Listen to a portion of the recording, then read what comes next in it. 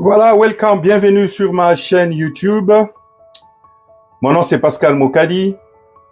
Si c'est ta première fois de regarder cette vidéo, j'ai toute une série de vidéos que j'ai commencé à enregistrer depuis les débuts de cette année concernant notre pays, le Congo, la RDC. Voilà, je tiens aussi à signaler que je suis à la maison avec mon fils.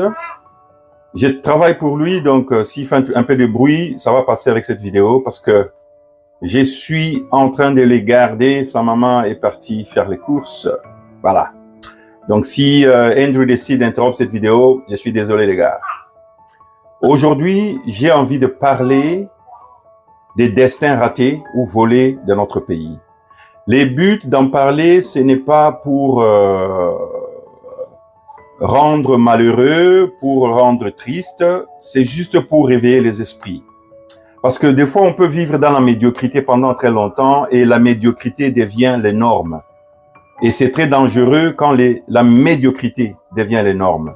Même Dieu ne nous soumet pas vraiment à un changement radical si c'est seulement une bêtise qu'on a commis une fois.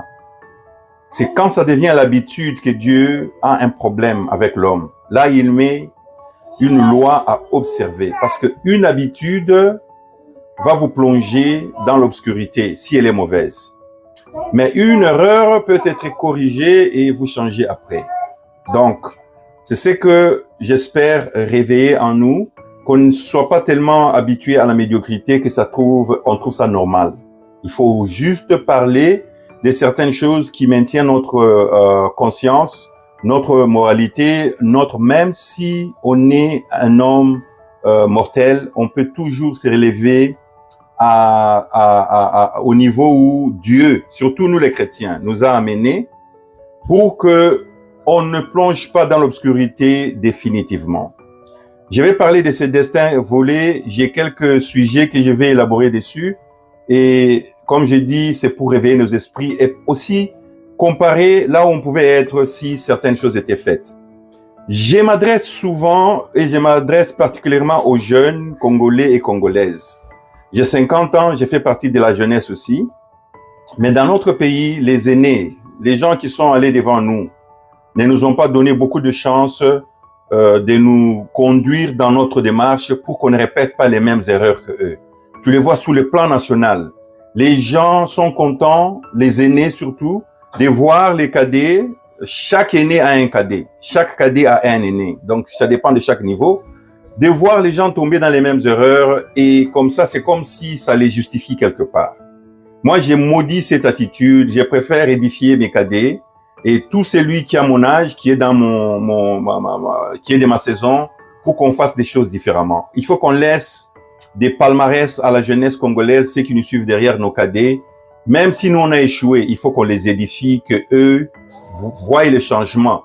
Et il y a certains changements pour lesquels nous nous battons, peut-être qu'on ne verra jamais dans notre vie, mais si ça peut bénéficier nos enfants, c'est toujours important. Voilà. C'est pourquoi j'ai fait ça. Aujourd'hui, je vais parler des destins volés ou ratés. Je vais mettre les parallèles entre deux grands leaders qui se sont connus, qui ont été en Éthiopie, en Belgique ensemble, c'est Lumumba et Mandela. Je vais aussi ajouter un de nos anciens présidents, juste pour faire le comparaison, même si il n'a pas été le leader désirable, mais n'empêche que pendant 30 ans, il a quand même géré notre pays, c'est Mobutu. Donc, j'ai mentionnerai lui aussi son nom dans cette vidéo pour faire les parallèles. Voilà. Lumumba est né le 2 juillet 1925. Mandela est né le 18 juillet 1918. Lumumba devient premier ministre pratiquement à 35 ans. 30-35 ans. Mandela, au même moment que Lumumba devient premier ministre, même si c'était du mois de juin au mois de septembre, c'était quelques mois, à cet instant, Mandela était fugitif. Donc, il fuyait le gouvernement sud-africain. Parce que quelques mois après que Lumumba soit premier ministre, Mandela, lui, il est arrêté. Il est arrêté, Lumumba. Mandela est arrêté. Lumumba est déchu. Il est assassiné le 17 janvier 1961.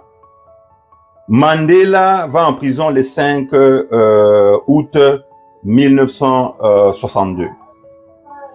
Donc, vous vous rendez un peu compte. Mandela va en prison pour 30 ans. Et ces 30 ans, nous avons la dictature de Mobutu qui vient au pouvoir. Je vais retourner encore sur Lumumba. Quand Mobutu, après que Mandela sorte de la prison, il devient le premier président noir sud-africain. Il fait l'abolition de l'apartheid, le système colonial des Afrikaners, des Afrikaans. Mobutu, il est dans sa chute. Il est en train de tomber. Il est en train de tomber sans même le savoir. Parce que Kabila vient, le père, pour le faire partir du pouvoir. Donc, Mandela fait 30 ans en prison. Quand il en sort, Mobutu, régime de 30 ans de dictateur, vient vers sa fin. Il entre dans un avion cargo pour fuir au Maroc, là où il est, sa dépouille est enterrée jusqu'à aujourd'hui. Maintenant, rentrons là où Lumumba était. Si nous regardons ce que l'Afrique du Sud est aujourd'hui, avec le 30 ans du pouvoir ANC, depuis 94 jusqu'à 2024, 30 ans, ce que l'Afrique du Sud a fait dans 30 ans, y compris la Coupe du Monde, la seule fois en Afrique, la première fois. Hein? Après avoir gagné Coupe d'Afrique, Coupe du Monde de rugby, tout ce qu'ils ont eu avec leur boom économique, première puissance africaine en 30 ans, parce que les autres 30 ans, on va dire que c'était les Blancs, qui étaient comparables aux colonisateurs belges de notre côté. Regardez un peu, pas une seule fois, leur élection a été contestée.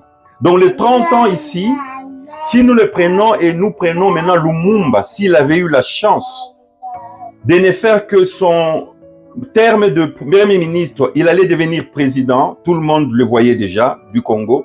Donc si Lumumba pouvait vivre pendant les 30 ans, non seulement, il aurait peut-être amené notre pays là où Mandela a amené son pays, Lumumba pouvait l'amener, et on aurait aussi eu un leader mémoriable, donc un chef qui allait porter le même honneur, hein, le même poids, donc ce qu'on appelle une personne morale, là où les jeunes politiciens allaient recourir pour les conseils, et c'est ce que Mandela a fait avec les politiciens sud-africains, de toute politique, plateforme confondue. Tous savaient qu'il y avait un exemple chez qui ils pouvaient recourir en cas de problème. C'est ce que ne fût-ce que Lumumba pouvait être. Vous vendez un Lumumba vieux, et il y a monsieur Tshisekedi et notre ancien président Kabila qui sont en conflit. Il allait avoir le pouvoir de les mettre ensemble, les asseoir et leur parler. On n'aurait pas ce qu'on a aujourd'hui. Le pays divisé, pas divisé seulement dans la politique, mais divisé en tout. On est divisé en tout. Et la Bible dit, tout ce qui est divisé ne peut pas gagner. Tout ce qui est divisé contre soi-même ne peut pas gagner. Ce n'est pas possible. Alors, si vous voulez faire ces parallèles, regardez un peu ce que nous avons raté comme destin. Parce que quelqu'un a décidé de faire assassiner Lumumba et nous donner le destin qu'on nous a forcé, qui est en train de peser sur nous jusqu'aujourd'hui. Je n'ai pas ajouté qu'il y a quelques heures, on a eu un coup d'État. Je ne vais même pas entrer dans ces détails, ça ne m'intéresse pas. Mais on n'a toujours pas un gouvernement, bien que notre président ait été élu en mois de décembre. Si vous parlez d'être embrouillé pendant des années, ne croyez-vous pas qu'il y a des gens qui tirent les ficelles derrière, qui savent exactement là où nous sommes et là où nous irons pour les prochaines 30 années? Je refuse d'être en silence pour les 30 ans à venir. J'interpelle tous les jeunes Congolais, Congolaises, surtout les chrétiens. Vous à qui on a dit, quand tu deviens chrétien, tu deviens doux, tu deviens peureux, tu deviens exagérément poli. C'est faux. Si tu prends la chrétienté comme une religion, tu es déjà tu es perdu. La chrétienté n'est pas une religion. C'est l'histoire d'un roi qui a créé un royaume qu'il a donné à ses enfants, à qui on a ravi. Il est venu racheter ça et il a redonné ça à ses enfants encore. Si tu veux comprendre Dieu, il faut aller dans son intention. Il faut aller voir Dieu dans son intention. Et tu trouves l'intention de Dieu n'est seulement en Genèse 1 et 2. Jusque peut-être à 3. Parce que si tu regardes Dieu dans la réparation, tu vas croire que la Bible est importante. La Bible, c'est un livre, un manuel créé pour nous aider après être tombés. Mais il faut connaître Dieu dans son intention. Dans son intention, il a créé l'homme à qui il a dit, deviens quoi? Deviens ce que j'ai mis en toi. Je t'ai créé à mon image. Hein? Multiplie-toi quand tu deviens. Tu ne peux pas te multiplier quand tu n'es pas encore devenu. Quand tu ne connais pas ton appel, tu ne sais pas ce qui tu es. Ne te multiplie pas. Tu vas créer toi-même le faible encore. C'est comme un manguier. Pour devenir un manguier, créer les mangues, c'est ça. Un manguier ne peut pas être manguier quand il est stérile. Quand il crée le mangue, c'est ça, devenir. Maintenant, le manguier là peut se multiplier. On peut le planter partout. Subdue, ça veut dire quoi? Hein? Contrôler. Subdue, c'est contrôler. Le pouvoir. Ces pouvoirs-là, c'est ce que Dieu a donné. Elle a dit, tu exploites ces pouvoirs pas sur les hommes, sur ce qui est dans les souterrains, le cobalt, le diamant, l'or, l'huile, le crude oil, dans le ciel. Donc, tu peux utiliser le ciel pour voyager avec les avions, l'eau, flotter avec le bateau, manger les poissons, creuser, faire des choses. Dieu n'avait jamais donné à l'homme le droit de contrôler un autre homme. La colonisation de Dieu sur la terre, c'était l'exemple que les hommes ont choisi, mais ils l'ont mal fait. La colonisation de Dieu, c'était rendre, comme Jésus a dit, dans Matthieu 6, quand il dit, nous prenons ça comme une prière. Non, il nous donne un secret. Quand tu pries, prier, c'est plaider. Plaider, c'est quand tu es dans le parquet, la plaidoirie, quand tu parles dans le parquet. Ce n'est pas, oh Seigneur, non. Tu déclares ce que le Père, la source de tout, de la vie, du monde, tu déclares, Père, hein, que ton nom soit béni. Pourquoi ton nom soit béni? Hein? Parce que tu es la source de la vie, que ta volonté soit faite. Quelle est la volonté de Dieu? Hein? Que la volonté de Dieu soit faite sur la terre comme c'est aux cieux. Donc, multiplier, reproduire ce que Dieu a aux cieux sur la terre. C'est ça, que ton royaume vienne, que ta volonté soit faite. Le roi veut se multiplier, faire de la même chose qu'il est, mais dans ses enfants. C'est ça la prière.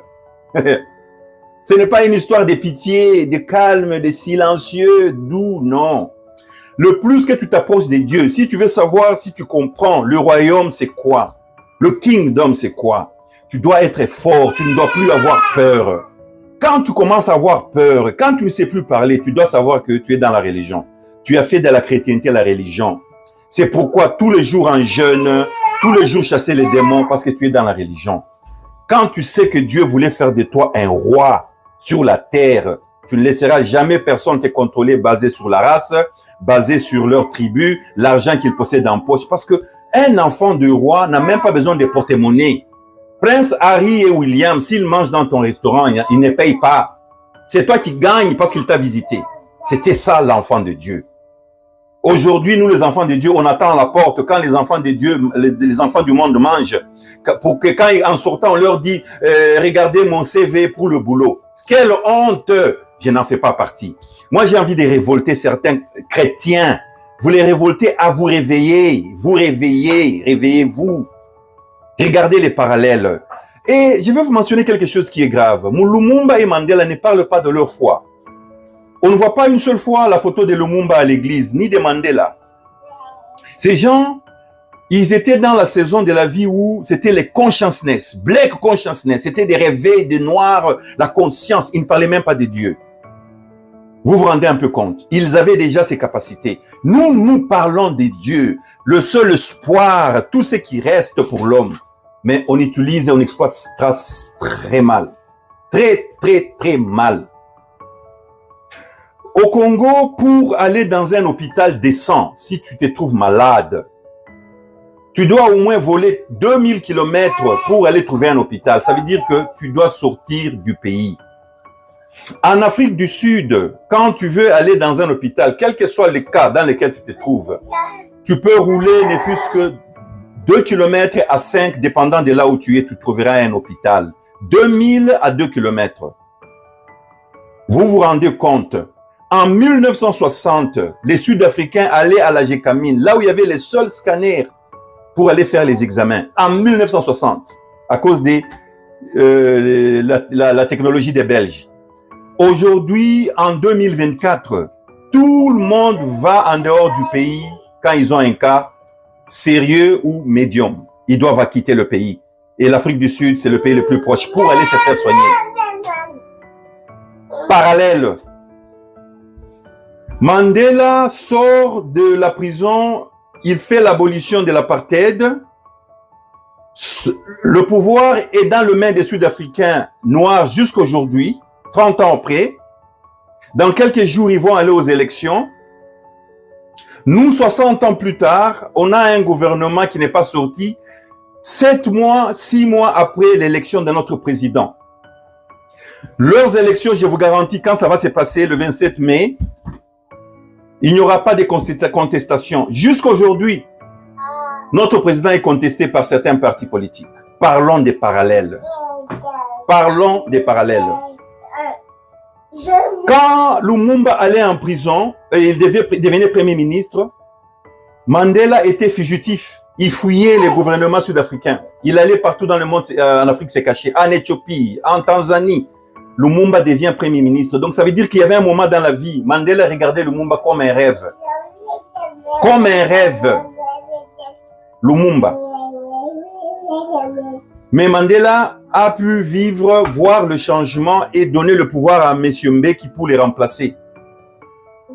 Pendant que nous, on a eu coup d'État après coup d'État et jusqu'aujourd'hui, on n'a pas un gouvernement. Au moment où je vous parle, on n'a pas de gouvernement dans notre pays.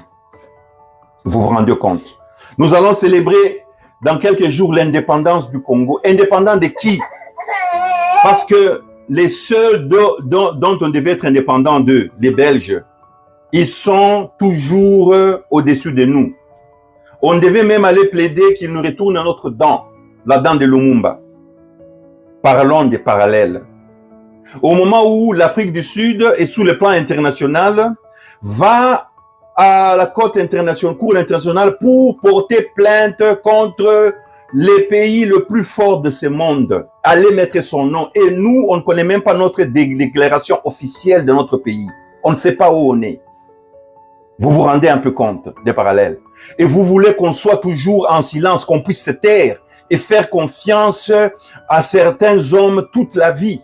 J'ai envie de dire d'abord à nos leaders, toutes partis politiques confondus. L'élévation au pouvoir ne vous donne pas le monopole sur la sagesse. On ne devient pas sage parce qu'on est élu. Consultez les gens autour de vous, partagez, demandez conseil. Ne négligez pas les gens qui sont pas dans la politique politicienne de tous les jours. Vraiment que les choses, la chasse au pouvoir s'arrête. Retournons un peu, prenons juste un peu de conscience. Rentrons dans le temps où il y avait un pays aussi puissant comme la Belgique et on avait un Lumumba qui pouvait faire un discours qui fait trembler une nation qui nous a colonisés au point d'aller l'assassiner. Et assassiner par qui? Par nous-mêmes. Par nous-mêmes. Des fois, on veut faire semblant. Lumumba a été assassiné par nous-mêmes. Mobutu fait 30 ans, après un coup, il nous laisse dans ce qu'on a trouvé après. Et quelqu'un est allé en prison, il est sorti, le pays de l'Afrique du Sud, regarde là où il est. Première puissance économique, et nous sommes parmi les derniers. Si pas les derniers. Je ne dis pas ça pour nous froisser, je dis ça pour nous révolter. J'ai envie que cette vidéo réveille quelqu'un. Il est encore possible de penser. Il est encore possible de penser. Il est possible de penser que ça peut se faire. Que cette génération qui vient, Cette génération qui est derrière nous soit bénie. Vous devez faire le changement. Et moi, j'ai fait partie de cette génération. Nous devons apporter le changement là où on peut jusqu'à ce que vous continuez et faire le changement, que même nos enfants puissent en bénéficier demain. Voilà, c'est ce que j'avais comme première numéro 1 dans la série des destins volés ou ratés. J'ai fait d'autres vidéos à venir et j'espère que cette vidéo va bénir quelqu'un. Tu peux partager si tu trouves que ça t'a nourri. Tu peux liker seulement si tu t'aimes. J'ai dit toujours, aime-toi avant de m'aimer ou aimer mes vidéos. C'est très important.